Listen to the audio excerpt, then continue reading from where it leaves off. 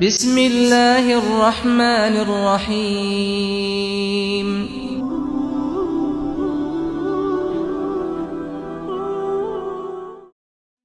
ایک سیاح جس کے بارے میں مشہور تھا کہ اس نے دنیا کے مختلف ملکوں کا سفر کیا اور ہر جگہ کے قابل لوگوں کی صحبت سے علم حاصل کیا، ایک ملک کے بادشاہ کے دربار میں قیام پذیر تھا۔ اس کی شہرت کے بارے میں بادشاہ کو بھی معلوم ہوا۔ اس نے سوچا کہ کیوں نہ اپنے وزیروں اور مشیروں کی ذہانت کا امتحان لیا جائے۔ بادشاہ نے سیاح کو دربار میں بلایا، لیکن وزیروں اور مشیروں کو اس کی آمد کا علم نہ تھا۔ سیاح نے دربار میں موجود تمام معززین اور امراء سے کچھ سوالات کیے، لیکن کوئی بھی ان کا صحیح جواب نہ دے سکا۔ بادشاہ اپنے درباریوں کی ناکامی پر شرمندہ ہوا اور ان پر غصہ کرتے ہوئے کہا وہ سب اس کے لیے باعث شرمندگی ہیں۔ اس نے دھمکی دی کہ اگر اگلے دن سیاح کے سوالات کا جواب نہ دیا گیا تو درباریوں کی دولت سیاح کو دے دی جائے گی۔ اس صورتحال میں درباری بہت پریشان ہو گئے اور سوچنے لگے کہ بادشاہ کے غصے سے کیسے بچا جائے۔ آخر کار ایک درباری نے تجویز دی کہ وہ حضرت بہلول دنا سے مدد لیں، جو پہلے دربار کے عالم تھے، مگر سازشوں کی وجہ سے وہاں سے نکال دیے گئے تھے۔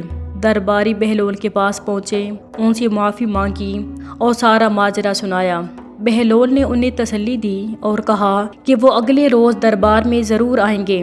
اگلے دن جب سیاح دوبارہ دربار میں آیا تو بہلول بھی وہاں موجود تھے۔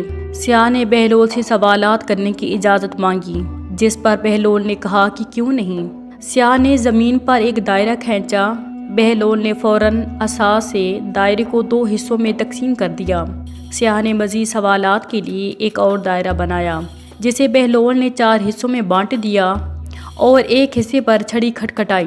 سیاح نے اپنے ہاتھ کو زمین پر الٹی حالت میں رکھا اور انگلیاں اوپر کیں۔ بہلول نے اس کا جواب دیتے ہوئے اپنا ہاتھ زمین پر رکھ کر پشت آسمان کی طرف کی۔ یہ دیکھ کر سیاح بہت متاثر ہوا اور بادشاہ سے کہا کہ آپ کے دربار میں ایک ایسا ذہین انسان موجود ہے جس پر فخر کیا جا سکتا ہے۔ بادشاہ نے سیاح سے درخواست کی کہ وہ اشاروں کی وضاحت کرے تاکہ درباری بھی علم حاصل کر سکیں۔ سیاح نے وضاحت کی کہ اس نے دائرہ زمین کی گرہ کی نمائندگی کے لیے بنایا تھا اور بہلول نے اسے 2 حصوں میں بانٹ کر ظاہر کیا کہ وہ زمین کی گولائی سے واقف ہیں۔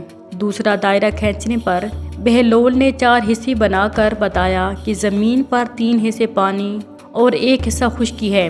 جب سیاح نے انگلیاں آسمان کی طرف کیں تو اس کا مطلب تھا کہ نباتات کی نشوونما، جس پر بہلول نے اپنے ہاتھ کی پشت آسمان کی طرف کر کے بارش اور سورج کی نشاندہی کی، جو پودوں کی بڑھوتری میں مددگار ہیں۔ سیاح نے بہلول کی ذہانت کی بہت تعریف کی اور بادشاہ کو مبارکباد دی کہ ان کے دربار میں اتنا بڑا عالم موجود ہے۔ بادشاہ نے سیاح کو بہت سا انعام دے کر رخصت کیا۔ بعد میں بادشاہ نے اپنے درباریوں کو نصیحت کی کہ عقل مند اور ذہین لوگوں کی عزت کرو اور علم جہاں سے ملے اسے حاصل کرنے کی کوشش کرو۔ بہلول نے آج تمہاری عزت اور دولت بچا لی۔ بہلول جب دربار سے رخصت ہو رہے تھے تو درباری انہیں عزت سے باہر تک چھوڑنے آئے اور ایک عمدہ نسل کے گھوڑے پر سوار کروا کے محافظوں کی میت میں روانہ کیا۔